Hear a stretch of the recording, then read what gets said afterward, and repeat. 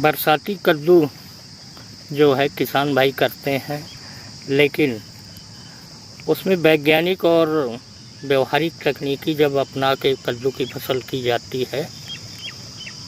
ये जो आप देख रहे हैं इसमें काफ़ी कद्दू के फल लगे हुए हैं और इसमें काफ़ी तुड़ाई भी हो चुकी है। इधर दिखाएं ज़रा।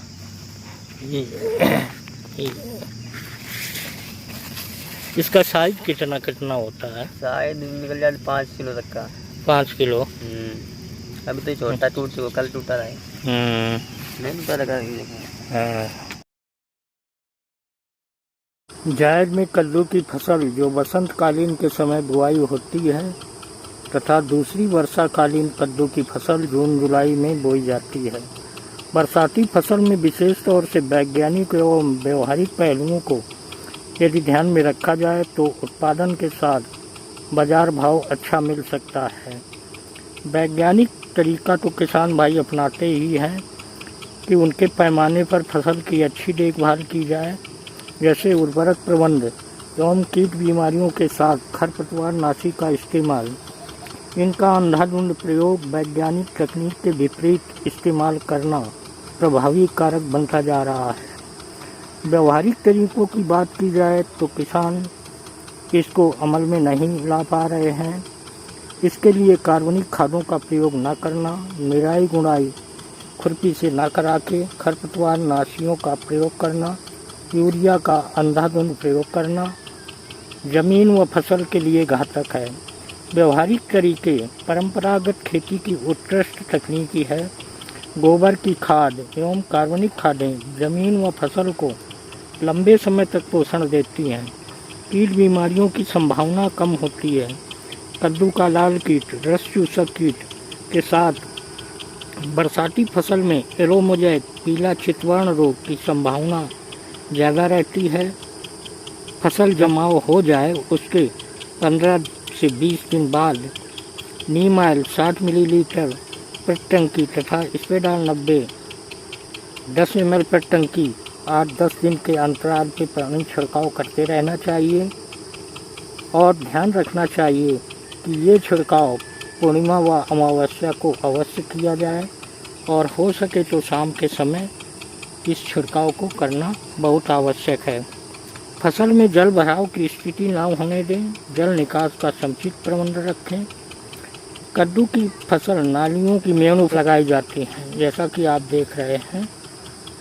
पौधे से पौधे की दूरी 2 फीट है तथा नाली से जो नाली बनी है उसकी मेड़ से मेड़ की दूरी भी 2 फीट है।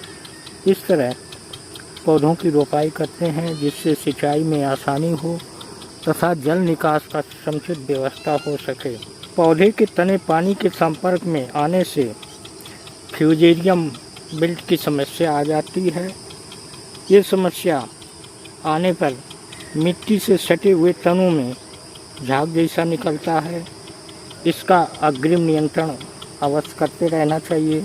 इसके लिए PPFC 40 ग्राम और स्पेडाल 90 10 ग्राम प्रति टंकी के हिसाब से यदि इसका अग्रिम 2-3 छिड़काव किए गए तो ये समस्या आने नहीं पाती है।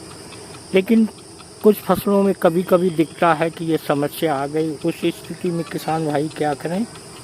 फंगोएट 60 ml प्रति टंकी के हिसाब से इस तरह पानी छिड़काव करें जिससे तना व जड़ों का भाग पूर्ण रूप से सराबोर हो जाए और घोल का पानी जड़ों तक पहुंच जाना चाहिए। ये समस्या आने से पहले किसान भाई जब बीज शोधन तो किया जाता है, लेकिन बीज उपचार करना बहुत आवश्यक है।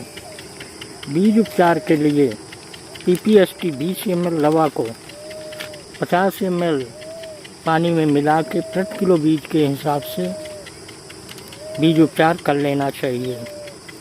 फसल के जमाव के 20 से 25 दिन बाद खुरपी की सहायता से खरपतवारों को निकाल लेना चाहिए, क्योंकि ये खरपतवार फसल के प्रति प्रतिस्पर्धा करते हैं और फसल में जो हम पोषक तत्व दिए हैं उनको ये ज़्यादा अवशोषित कर लेते हैं, जिससे फसल कमज़ोर हो जाती है तथा कीट बीमारियों की समस्याएं बढ़ जाती हैं।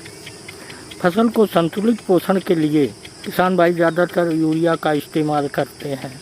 जब दूसरी या तीसरी सिंचाई करें उस समय 2 से 3 किलोग्राम प्रति एकड़ के हिसाब से कैल्शियम नाइट्रेट पौधों के गूलों के आसपास रखें व 50 से 60 ग्राम प्रति टंकी के हिसाब से स्पेडाल 90 10 ml प्रति टंकी के हिसाब से पानी छिड़काव 2-3 बार करते रहना चाहिए, जिससे फसल की ग्रोथ अच्छी होगी और उसको संतुलित पोषण मिलेगा। इसके अलावा जब किसान भाई ये ध्यान रखें, जब तापक्रम 35 डिग्री के प्लस में हो या इससे ऊपर जा रहा हो, उस समय कैल्शियम नाइट्रेट का प्रयोग न करें, इससे फसल पे विपरीत प्रभाव पड़ सकता है। आप ग्रो और नाइट्रोकिन को 30 मिलीलीटर, स्पेडाल 90 10 मिलीलीटर को 8-10 दिन के अंतराल पे यदि फसल ग्रोथ की अवस्था पे जब हो पानी छिड़काव करेंगे तो आपकी फसल ग्रोथ करेगी और फसल को संपूर्ण पोषण मिलता रहेगा, जिससे पौधा स्वस्थ होगा और कीट बीमारियों की संभावना भी नहीं रहेगी। इसके बाद जब फल फूल की अवस्था के दौरान फसल आ जाती है, उस समय ब्लूम और नाइट्रोकिन 40-40 मिलीलीटर, स्पेडाल 90 10 मिलीलीटर तथा 1261 अमोनियम फास्फेट नैनो रूप में आती है, उसका आप 25 ग्राम प्रति टंकी के हिसाब से मिला लेंगे तो आपकी फसल में फल फूल की सेटिंग अच्छी होगी और ज़्यादा फल लगेंगे।